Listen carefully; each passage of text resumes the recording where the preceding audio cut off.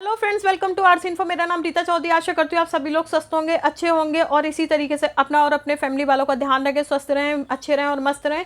और बहुत जल्दी जल्दी बोल रही हूँ क्योंकि वीडियो बहुत लंबा हो जाने वाला है। मैं आपको जो फर्स्ट टाइम मेरे चैनल पर आए हैं और जो पहले से मेरे चैनल से जुड़े हुए हैं उन लोगों के लिए बता दूं कि हमारे चैनल पर एवरी वीक एक एमसीक्यू सीरीज़ आती है। एक पर्टिकुलर टॉपिक पे वीडियोस आते हैं। जब वो पर्टिकुलर टॉपिक ख़त्म हो जाता है तो अदर टॉपिक पे वीडियो आते हैं। इससे पहले हीमोडायलिसिस कॉम्प्लिकेशन और वाटर ट्रीटमेंट प्लांट और डिमांड्स के भी वीडियो आ चुके हैं। और ये भी जो वीडियो आया है ये डिमांड का, ये बहुत सारे पेशेंटों ने और स्टूडेंट ने रिक्वेस्ट की थी, इसलिए वीडियो आया है।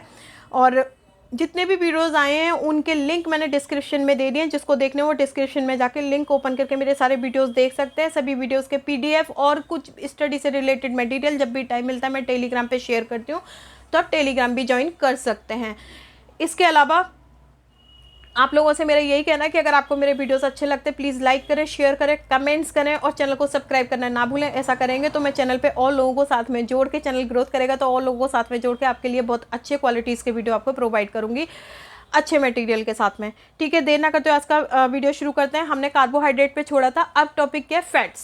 ठीक है, फैट्स पहले भी मैंने आपको बता रखा है, चाहे नॉन डायलिसिस पेशेंट हो या डायलिसिस पेशेंट हो, सभी को मतलब एक एडुकेट अमाउंट में कार्बोहाइड्रेट और फैट्स की नीड होती है। ठीक है, तो कार्बोहाइड्रेट हम पढ़ चुके हैं, अब फैट्स पे पढ़ते हैं। फैट्स का मेन जो फैट्स जो होता है कैलोरीज का मेन सोर्स है, मतलब ये कार्बोहाइड्रेट और प्रोटीन से ज़्यादा कैलोरीज प्रोवाइड कराता है। लेकिन फैट्स में भी कौन से फैट्स, सारे फैट्स तो डॉक्टरों ने आप सुना होगा कि आपका फैट ज़्यादा बढ़ा है आप कम करो, आप वो, लेकिन आप वो फैट्स ले सकते हैं जिन्हें हम कहते हैं अनसैचुरेटेड फैट्स।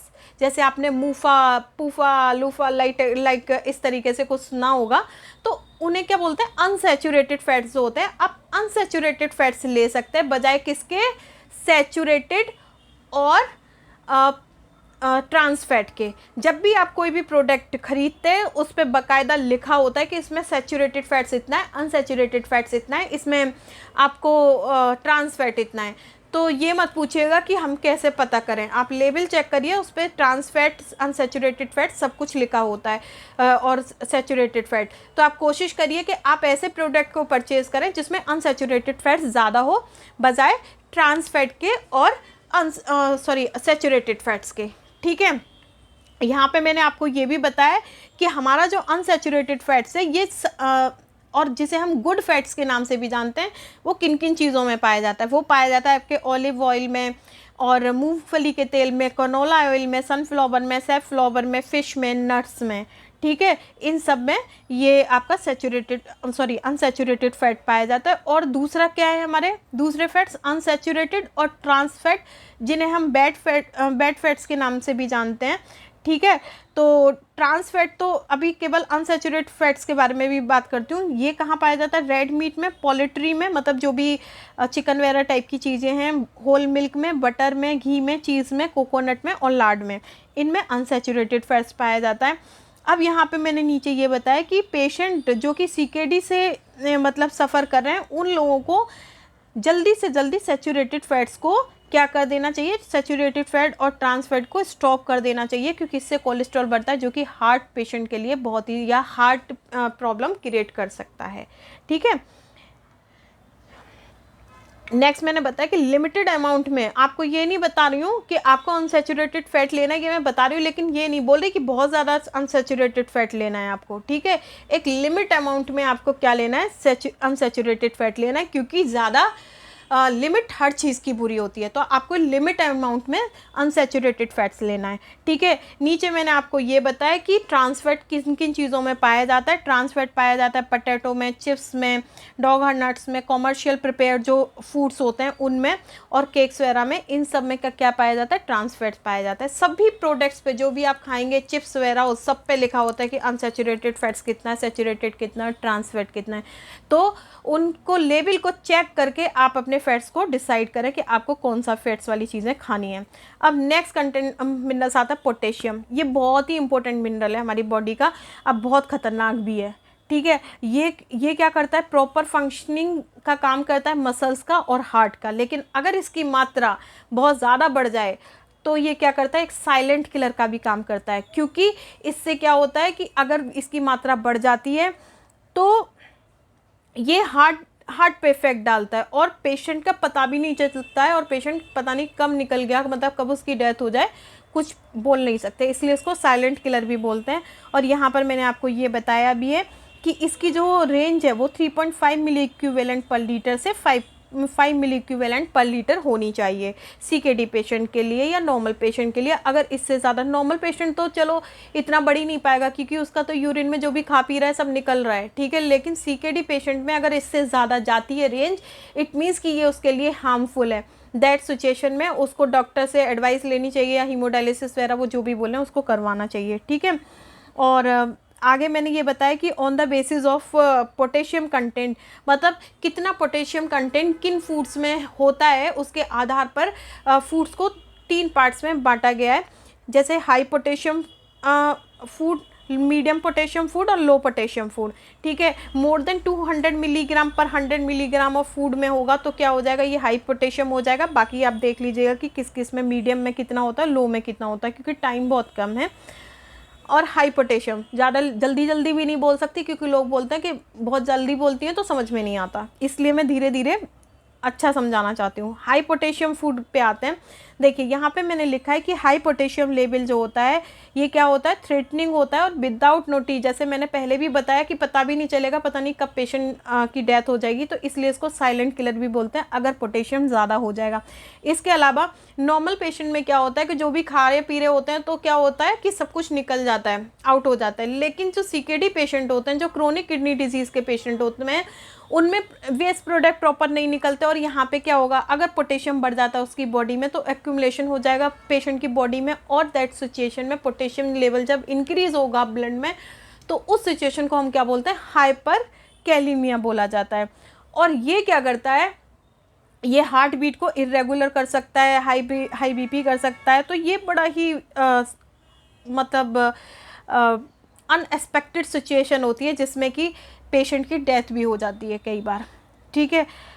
आगे मैंने ये बताया कि the risk of hyperkalaemia is less in patient undergoing. हाँ, आगे मैंने ये बताया कि जो हाइपरकैलेमिया का जो रिस्क है पेरिटोनियल डायलिसिस वाले पेशेंटों में कम होता है। अब ऐसे क्यों कम होता है, देखिए जो हमारे ऐसे पेशेंट सीकेडी पेशेंट जो डायलिसिस पे हैं और जो नॉन डायलिसिस पे हैं, उनमें क्या होता है, डायलिसिस पे भी होते हैं वो 3-4 घंटे की डायलिसिस कराते हैं और चले जाते हैं। और जो नॉन सीकेडी पेशेंट है जो डायलिसिस पे नहीं है, उनमें डायलिसिस तो नहीं हो रही लेकिन कहीं ना कहीं पोटेशियम जो भी खा रहे हैं प्रोडक्ट, वहाँ से पोटेशियम तो मिल रहा है, किडनी तो कम फंक्शन कर रही है ना। दैट सिचुएशन में क्या होता है कि ये बड़ा ही हार्मफुल हो जाता है, मतलब, और ख़ासकर जो जिन पेशेंटों का बिल्कुल भी यूरिन आउटपुट नहीं है और वो हीमोडायलिसिस पे हैं, तो 3-4 घंटे की डायलिसिस हुई और पेशेंट चला गया, लेकिन अगर उसने ऊपर से एक तो खाने पीने का पता ना, ऊपर से पानी भी बहुत ज़्यादा पी लिया और यूरिन आउटपुट हो नहीं रहा है उसको, और डायलिसिस पे भी वो 3-4 घंटे की जा रहा है, ऐसी सिचुएशन में पेशेंट के लिए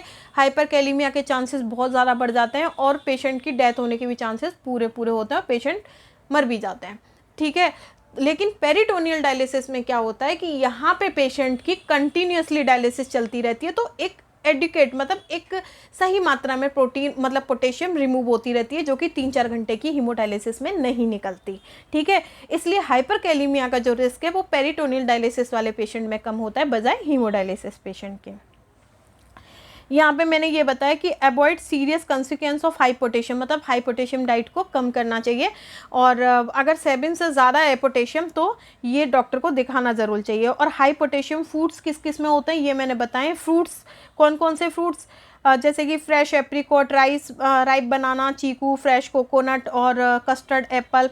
कोकोनट आप खा सकते हैं, लेकिन कोकोनट देखिए जो हाई पोटेशियम फूड्स है उसमें कोकोनट आप थोड़ा यूज़ कर सकते हैं। आप कोकोनट वाटर और कोकोनट जितना हो सके बचें। फ्रेश कोकोनट एक बार को आप यूज़ कर सकते हैं, लेकिन कोकोनट वाटर से हमेशा बचना चाहिए जिनका पोटेशियम हाई रहता है या जो अपने पोटेशियम के बॉडी में अपने ब्लड में पोटेशियम को हाई करना नहीं चाहते, ठीक है।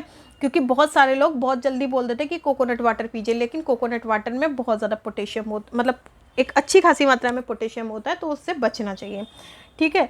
फिर आता है आपका custard Apple, grocery, guava, kiwi, fruits, जितने भी ऐसे विटामिन सी वाले प्रोडक्ट है खट्टे हैं उनमें मोस्ट प्रोबेबली पोटेशियम होता ही होता है। Ripe mango, orange, papaya, peach, pomegranate, इन सब में क्या है, पोटेशियम हाई मात्रा में। वेजिटेबल में broccoli, cluster beans, dry fruits में एलमंड, ज़्यादा मैं आपको नहीं पढ़ रही हूँ।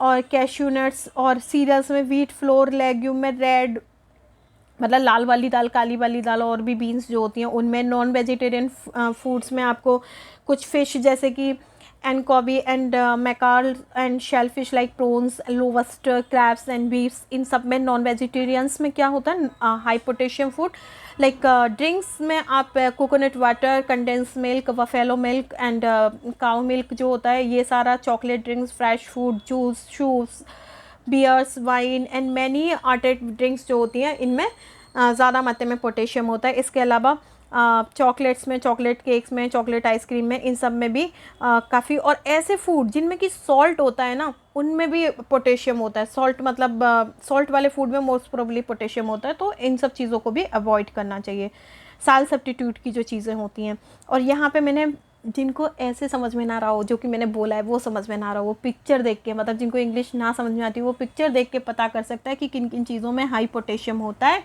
तो वो उसके हिसाब से उन फूड्स को कम करें। ठीक है, इसमें मैंने फ्रूट्स भी बता दिए किन में ज़्यादा पोटेशियम होगा, वेजिटेबल मतलब सब्जियां भी बता दी हैं, और अदर्स की भी बता दिया कि किन किन, इनके अलावा किस किस चीज़ में पोटेशियम ज़्यादा होता है। तो इन पिक्चर्स को देख के भी आप अपनी डाइट को कंट्रोल कर सकते हैं, हाई पोटेशियम डाइट को। ठीक है, अब बाद में आता है मीडियम पोटेशियम फूड्स।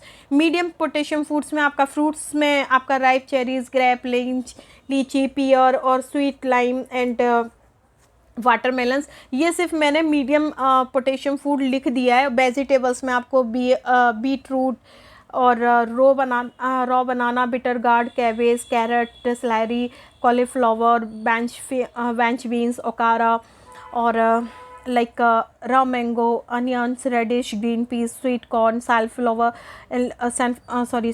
लीव्स, ये सब में वेजिटेबल्स में मीडियम पोटेशियम फूड होता है। सीरियल्स में बार्ले, लाइक जौ, जनरल पर्पस फ्लोर जो होता है, जैसे व्हीट फ्लोर जो होता है, तो मैंने आपको पहले ही बोला है कि आप मिक्स्ड वाला आटा यूज़ करें बजाय नॉर्मल आटा खाने के, गेहूं के आटे के।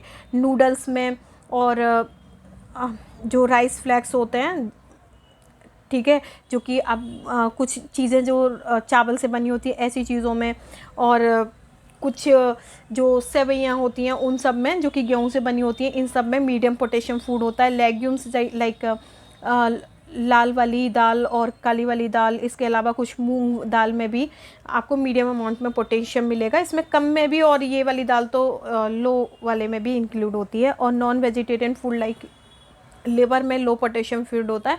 ड्रिंक में आप कर्ड देख सकते हैं। लो पोटेशियम फूड के लिए आपको मैंने ये बता दिया फ्रूट सारे कि ये फ्रूट्स होते हैं, लाइक जैसे apple, blackberry, lemon, pineapple. Vegetables में bottle gourds, capsicum, cucumber, garlic, lettuce, green peas like मटर, ये सब। सीरियल्स में आपको राइस, रागा और व्हीट, सेमोलिना, ये सब। इसके अलावा आपको लेग्यूम्स जो रहती हैं उनमें, और आपको नॉन वेजिटेरियन में बीफ, लैम्ब, पोर्क, इन सब में आपको लो पोटेशियम फूड मिलेगा। इसके अलावा आपको ड्रिंक में coca cola, coffee, lemonade वाली और लाइम जूस वाटर में आपको लो पोटेशियम मिलेगा, लेकिन लिमिट में। ठीक है, सोडा में भी आपको लो पोटेशियम मिलेगा। इसके अलावा क्लोव्स मतलब जो लौंग होती हैं, ड्राई जिंजर जो रहता है, सूखा वाला अदरक, honey, mint leaves, mustard, nutmeg, black pepper और विनेगर, इन सब में क्या है, लो पोटेशियम फूड है।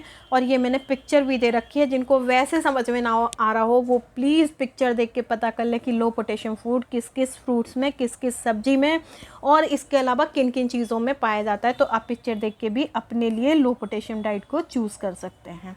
ठीक है, अब आता है कि लो पोटेशियम डाइट को कैसे कम किया जाए। इसके लिए देखिए बहुत ही कुछ फॉर्मूले दिए गए हैं। लो पोटेशियम, सबसे पहले तो आप ऐसे जो ऊपर लिस्ट दी गई है उसके अकॉर्डिंग लो पोटेशियम डाइट को चूज़ करें। ठीक है, दूसरा आप क्या कर सकते हैं कि दिन में 1 कप कॉफ़ी या चाय ले सकते हैं, बहुत ज़्यादा बार बार कॉफ़ी या चाय ना लें, या फिर आधा कप चाय कॉफ़ी में अगर काम चला सकते हैं तो बहुत ही बढ़िया। लेकिन फिर आप सब्जी, मोस्ट प्रोबेबली सब्जी वगैरह में पोटेशियम होता ही है, तो आप क्या कर सकते हैं, सब्जी पे जब बात आती है कि आप सब्जी के लिए क्या कर सकते हैं कि आप सब्जी को पहले छीलिए, उसके अलावा सब्जियों को बड़े बड़े टुकड़ों में डिवाइड ना करके बहुत स्मॉल स्मॉल पीसेस में काटिए। उन पीसेस को सहते हुए पानी, जिसे हम ल्यूक वार्म वाटर भी बोलते हैं, ना ज़्यादा गर्म ना ज़्यादा ठंडा, ऐसे पानी में उन छोटे छोटे सब्जी के पीसेस को डाल दीजिए। उन पीसेस को आपको थोड़ा सा टाइम ज़रूर लगेगा लेकिन आपके लिए बेनिफिशियल होगा। देन फिर क्या करते हैं, उन छोटे सब्जी के पीसेस को उस पानी में 2 से 3 घंटे या 2 घंटे, ऐसे 1-2 घंटे, ज़्यादा नहीं लगाना है तो 1-2 घंटे या 2 से 3 घंटे आप डाल दीजिए। उसके बाद उन सब्जी को उस पानी में से निकाल के एक बड़े पैन में, मतलब एक बड़े बर्तन में रखिए। देन फिर उन सब्जी को और कम करना है आपको पोटेशियम, तो उस सब्जी को बॉईल करके देन फिर कुक करिए, देन फिर बनाइएगा। ठीक है, उससे क्या होगा, बहुत ज़्यादा, मतलब पहले तो आप लो पोटेशियम चीज़ें ही फूड ही लीजिए, नहीं भी है तो मन भी कर रहा है तो आप बाद में, फिर पहले आपने वो सुखा लिया, मतलब छील लिया, काट लिया, फिर पानी में डाल दिया, फिर निकाल लिया, उसके बाद भी पोटेशियम कम करना है तो बॉईल करिए, देन पकाइए, तो पोटेशियम और कम हो जाएगा उन चीज़ों में। ठीक है, तो ये आपके लो पोटेशियम को कम करने की खाने पीने में टिप्स थी। ठीक है, इसके अलावा आपको क्या करना है, जितनी भी बॉईल मतलब एक चीज़ बताइए कि boil the vegetable with extra water, discard the water after boiling. मतलब जितनी भी चीज़ें आपके यहाँ वेजिटेबल आ रही हैं, इसके अलावा क्या कर सकते हैं, आप उनको बॉईल करिए और जो एक्स्ट्रा वाटर है उसको क्या कर दीजिए, डिस्कार्ड कर दीजिए और फिर उसके बाद बनाइएगा जो मैंने अभी बताया था। ठीक है, कोकोनट वाटर को, फ्रूट जूस को और ऐसे फूड जिसमें हाई पोटेशियम है उन सब को मना करिए, मतलब स्टॉप करिए ऐसी चीज़ों पे। ज़्यादा बॉइलिंग वगैरह से क्या होता है सब्जियों के, मतलब ज़्यादा, मतलब ऐसे बॉईल वगैरह करने से विटामिन और फाइबर्स की कमी हो जाती है उन सब्जियों में। तो ऐसी चीज़ों के लिए बाहर से आप विटामिन वगैरह के लिए डॉक्टर से दवाइयाँ वगैरह मतलब लिखवा लीजिए डॉक्टर की एडवाइस से, तो डॉक्टर आपको विटामिन लिख के दे देंगे, तो उन विटामिन को आप आउटसोर्स के थ्रू ले सकते हैं। ठीक है, क्योंकि आपको पोटेशियम अगर ज़्यादा हो गया तो वो बहुत ख़तरनाक है, तो उसको रोकना मस्ट है। विटामिन आप बाहर से भी ले सकते हैं। और ये आपको बताया गया है कि almost all food contain some potassium, वही चीज़ें मैंने आपको बताई है कि सारे फूड्स में मतलब ये पाया जाता है पोटेशियम। तो इन सब चीज़ों को, पोटेशियम वाली चीज़ों को रिस्ट्रिक्ट करना तो नहीं है, लेकिन आप ये प्रोसीजर जो मैंने आपको बताया ये अपनाएंगे तो बहुत हद तक पोटेशियम को रोक पाएंगे। तो ये था आज का वीडियो। अगर आपको मेरा वीडियो अच्छा लगता है तो प्लीज़ लाइक करें, शेयर करें, कमेंट्स करें और वीडियो को सब्सक्राइब करना ना भूलें। नेक्स्ट वीडियो में फिर मिलती हूँ अभी, तब तक के लिए थैंक यू।